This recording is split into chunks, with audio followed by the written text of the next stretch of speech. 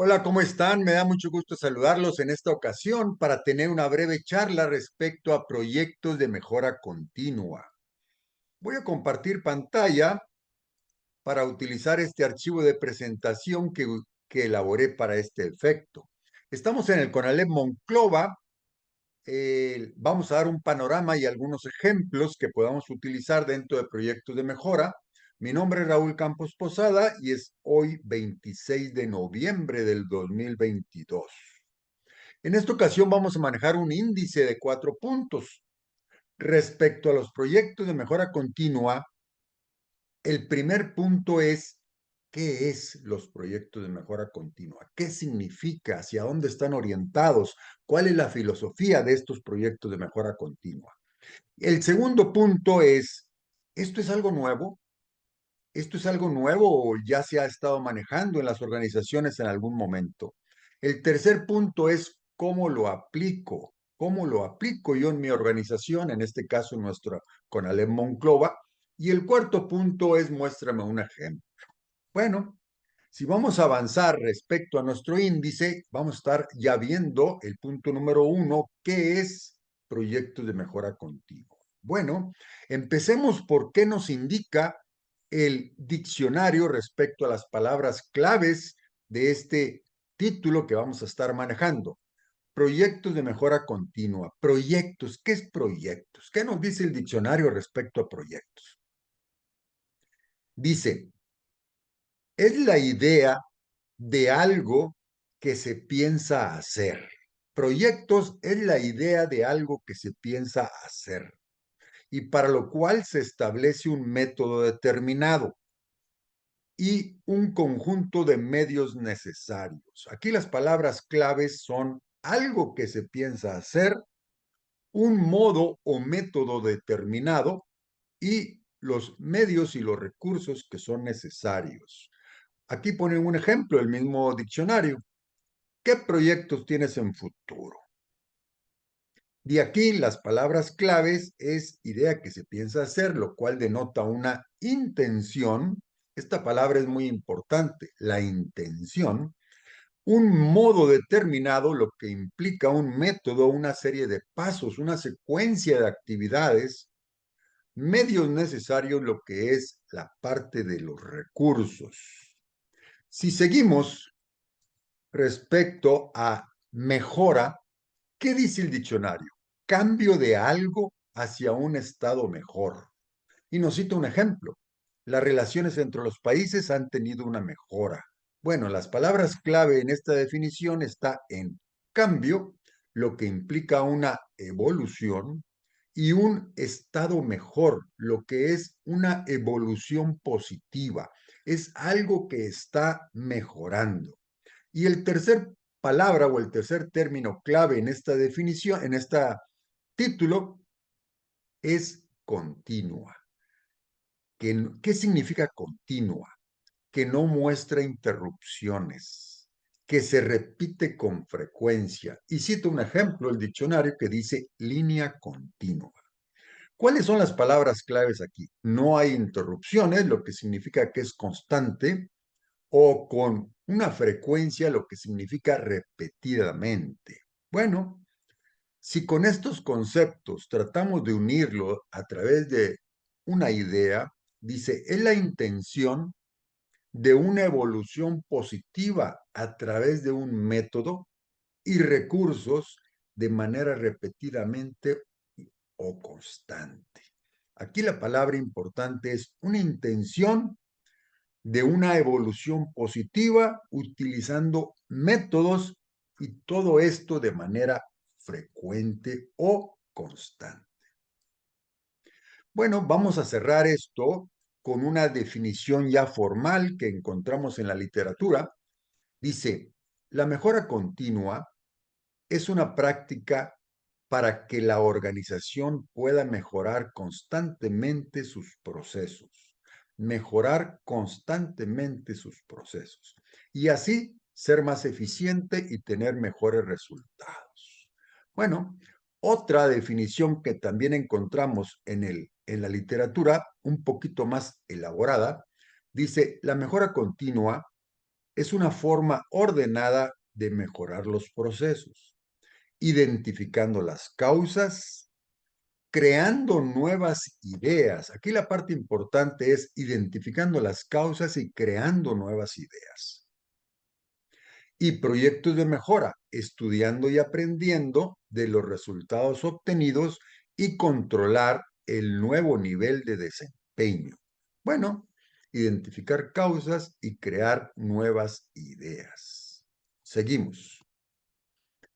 Si nos vamos ya a nuestro índice, ¿esto es nuevo? ¿La mejora continua es algo nuevo? No.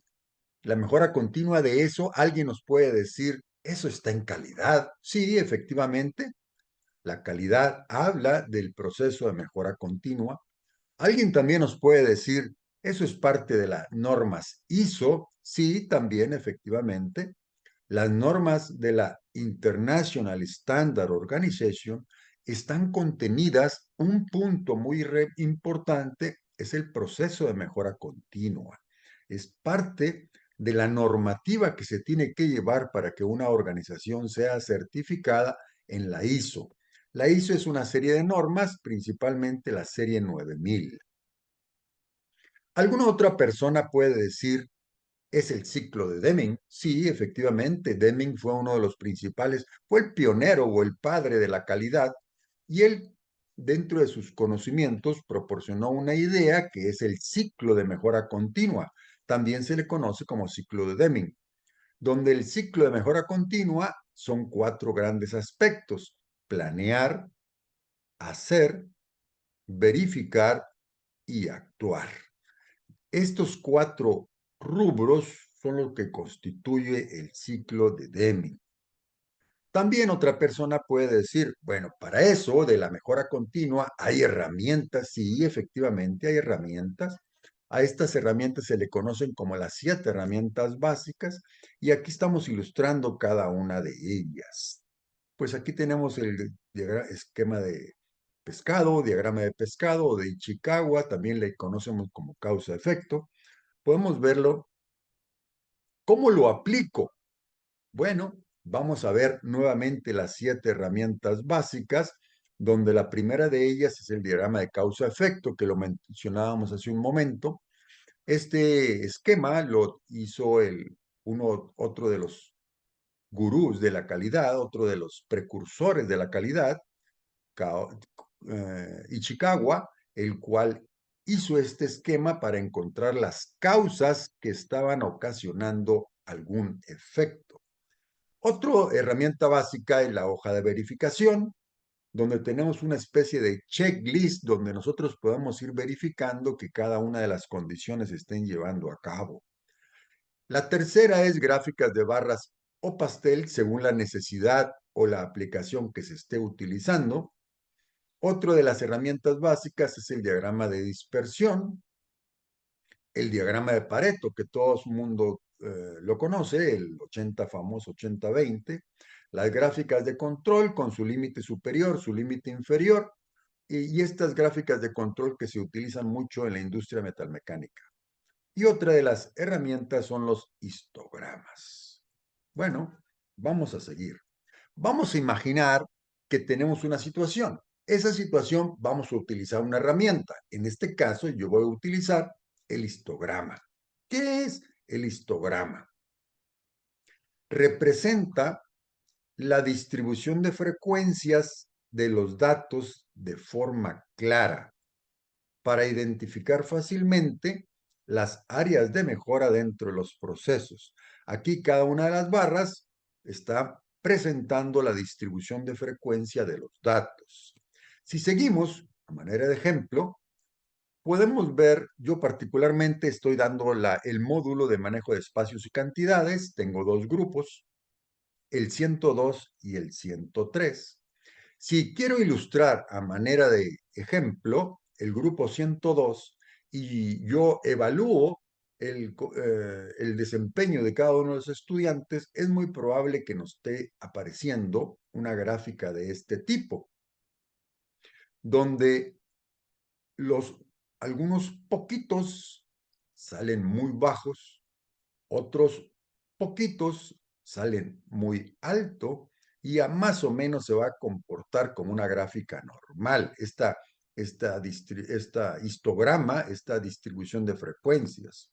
Si continuamos, podemos ver que tenemos un segmento de poquitos que requieren ayuda y poquitos que son aplicados o que tienen un buen desempeño.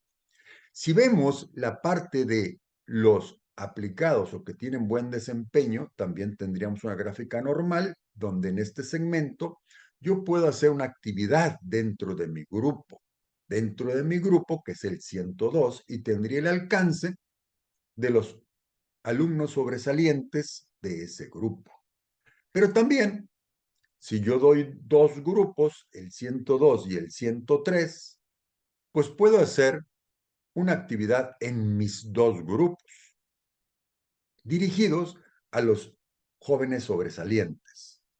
Pero también puedo dirigirme a los jóvenes sobresalientes de todos los grupos. Y aquí puedo generar una actividad a nivel escuela, lo cual pudiera ser como ejemplo el concurso de matemáticas que se está desarrollando en este momento como cálculo mental o con algún concurso de respecto al aprovechamiento o conocimientos del módulo.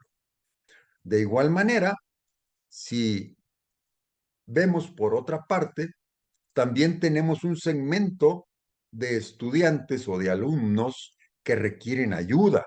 Pues aquí tenemos un área de oportunidad donde podemos presentar un curso de reforzamiento en matemáticas. Y de esa manera, aquí es importante hacer nota. Algunas veces he escuchado que alguien dice, es que de secundaria nos los mandan muy mal. Es que en secundaria deberían de hacer esto, deberían de hacerlo otro. La institución puede poner un examen de diagnóstico y ese examen de diagnóstico, los resultados, podérselos llegar a sus escuelas secundarias para que sirva de retroinformación para que las secundarias puedan ajustar algo respecto al desempeño de sus maestros. Pero lo importante aquí es hacer notar que estos jóvenes que tienen bajo desempeño y que requieren algún reforzamiento en matemáticas, por poner un ejemplo, ya están aquí con nosotros, ya están en nuestra institución, ya son nuestros alumnos. Ya la secundaria quedó atrás, ahorita están en bachillerato y son nuestros alumnos y nosotros somos los responsables de ir cubriendo las diferentes necesidades que presenten estos jóvenes. Por lo tanto, podemos tener dos áreas de oportunidad, una de un curso de reforzamiento y otra de concursos de matemáticas donde pidamos a esos jóvenes que tienen muy buen desempeño un poquito más, profundizar en la complejidad de los problemas, ponerlos un poquito a competir y tener un poquito de desempeño bajo presión, porque son jóvenes que pueden dar ese plus dentro de las matemáticas. Bueno, si pasamos a otra herramienta, a utilizar otra herramienta, aquí tenemos el diagrama de causa-efecto, como decíamos, también llamado diagrama de espinas de pescado, o de Kaoru Ichikawa, que es otro de los especialistas del área de calidad, uno de los principales precursores a nivel mundial. ¿Qué es el diagrama de causa-efecto? Dice, ayuda a identificar los factores o causas que conducen a un efecto, las causas que nos llevan a un efecto, representando como un problema a resolver. ¿Cómo sería un ejemplo de este tipo? Bueno, vamos a ver cómo sería. Aquí tenemos un diagrama de causa-efecto y le estoy poniendo a nivel ejemplo proceso de aprendizaje. Y yo tengo voy a llamarle una de las espinas grandes o medulares, lo que es el concepto del aula, otra de ellas la administración de la escuela, otra de ellas el maestro y otra de ellas el alumno. Y todas ellas son las causas de lo que tengamos como resultado ese proceso de aprendizaje.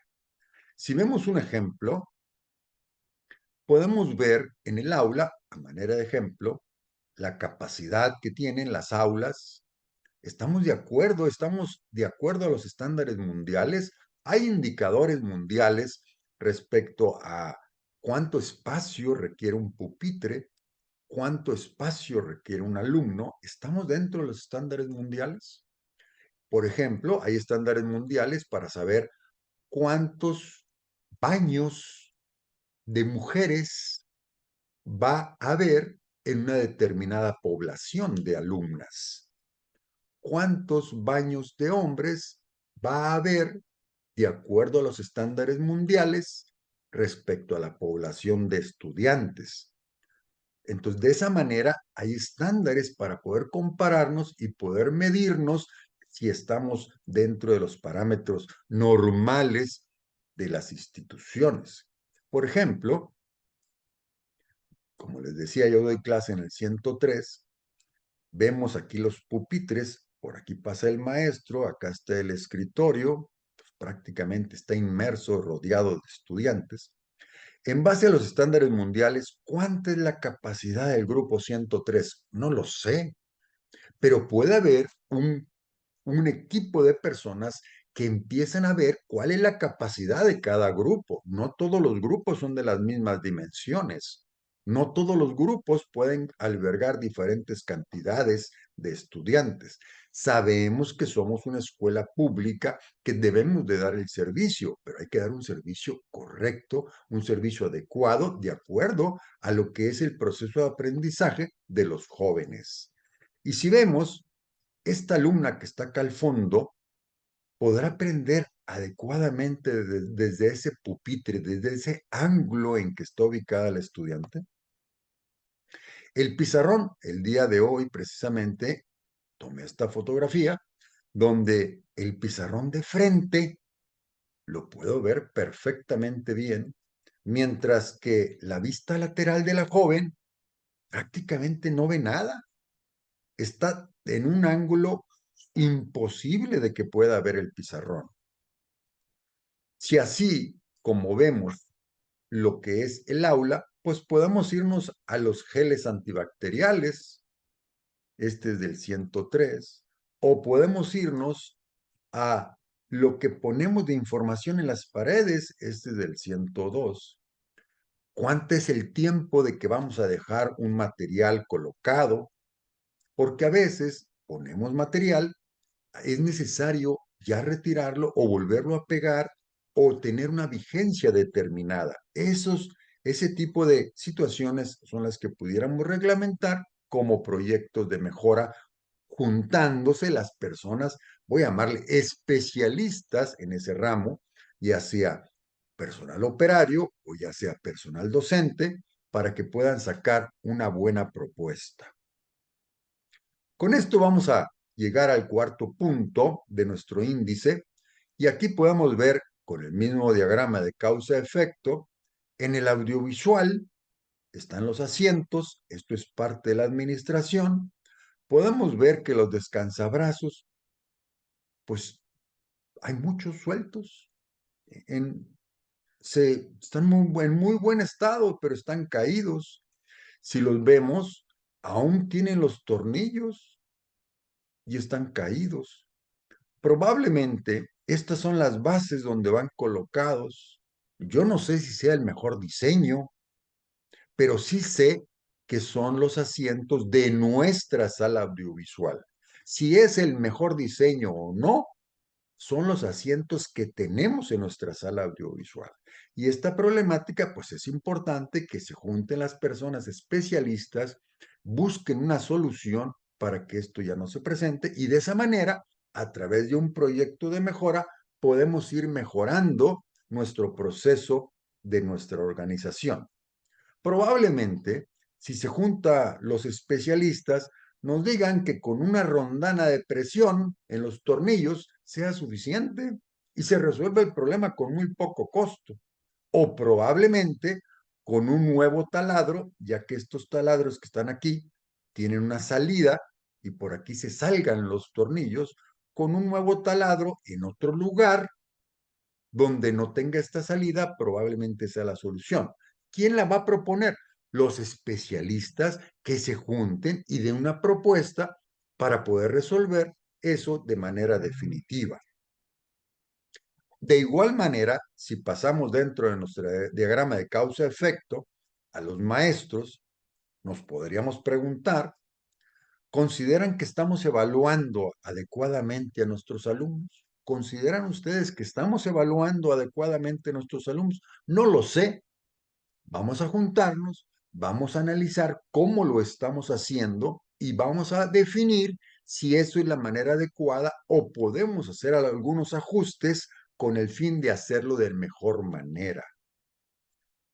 Otra de ellas es los estudiantes, las tareas de los estudiantes. ¿Consideran que nuestros alumnos están haciendo adecuadamente las tareas? ¿Se las copian? ¿Las traen en tiempo? ¿Las traen en forma? ¿Las hacen en el salón? ¿Se las pasan por WhatsApp? ¿O realmente las están haciendo en su casa, cada uno en un lugar eh, adecuado para ello y están asimilando lo que queremos que aprendan en el proceso de las tareas? No lo sé. Hay que juntar a los especialistas para que puedan dar su opinión al respecto. Estos ejemplos que estoy citando nos llevan a ver dos grandes vertientes. Algo que ya hemos mencionado, proyectos de mejora, pero también algunas personas han escuchado el término de círculos de calidad. Principalmente en las industrias metalmecánica o en algunas industrias manufactureras se manejan el concepto de círculos de calidad y también se manejan los conceptos de proyectos de mejora. Voy a distinguir uno de ellos. Los círculos de calidad normalmente son para problemas sencillos y aislados y se utiliza equipos de trabajo de personal operativo. Un proyecto de mejora es para proyectos complejos y que tienen relaciones con otros procesos y está dirigido a integrar equipos de trabajo con personal técnico. Dentro de los círculos de calidad, la mecánica es más o menos similar una a otra. Voy a repasar los pasos. El primer paso es, se forma por un pequeño grupo de empleados. El paso número 2, los miembros deben desempeñar el mismo trabajo o un trabajo similar. ¿Para qué? Para que sean especialistas de lo que van a revisar, que sean personas que conozcan de la problemática que está ocurriendo. El punto número 3 es la participación debe ser voluntaria. El punto número 4, las reuniones deben de ser regulares, bajo cierta periodicidad, bajo cierto esquema, deben de reunirse para poder pensar, diseñar, generar una nueva idea de hacer las cosas. Y el paso número 5 es identificar, analizar y resolver problemas relacionados con el trabajo. Estos tres pasos, estos 5 pasos, es más o menos la misma filosofía del proyecto de mejora, que es más o menos la misma filosofía del ciclo de Deming. Pero acá son situaciones más complejas donde probablemente tengamos que utilizar herramientas, varias herramientas, varios esquemas, varias gráficas, varios análisis, debido a que la situación pudiera ser más compleja porque tenga interacción con otros procesos. Entonces, proyectos de mejora son problemas complejos, círculos de calidad, problemas sencillos y aislados. Seguimos. Entonces, de los ejemplos que hemos citado, podemos ver que los proyectos de mejora podemos ubicar a las evaluaciones de los estudiantes o a las tareas de los estudiantes. Recordemos que esa es la parte esencial de nuestro proceso, mientras que en un círculo de calidad puede estar orientado a resolver el problema de los descansabrazos, de los asientos, del audiovisual. Esa es más o menos la diferencia entre círculo de calidad y proyecto de mejora. Para aplicar cómo aplicar la mejora continua, bueno, aquí hay un esquema un poquito más formal aunque ya lo hemos tratado de alguna manera, vamos a pasar este esquema más formal. Dice, ¿cuál es la visión del negocio? ¿Cuál es la visión? ¿Cuál es la misión, las metas, los objetivos? Si ustedes ven, la misión de nuestra institución es la educación de los jóvenes. Por eso es un proceso sumamente importante, la evaluación, sumamente importante las tareas, sumamente importante el proceso de enseñanza-aprendizaje. ¿Dónde estamos ubicados ahora? Realizar evaluaciones respecto a la problemática que vamos a resolver, cómo estamos en la situación actual. Definir objetivos medibles, hacia dónde debemos evolucionar, hacia dónde queremos ir, dónde queremos estar. Luego, definir un plan, cómo lograrlo, definir un plan de mejora, cuáles son los pasos, qué recursos requerimos, cómo vamos a interactuar o cómo vamos a juntarnos para poder resolver esta situación. Y finalmente, lo que es ejecutar las acciones de mejora. Esta es la acción, este llevar a cabo las cosas.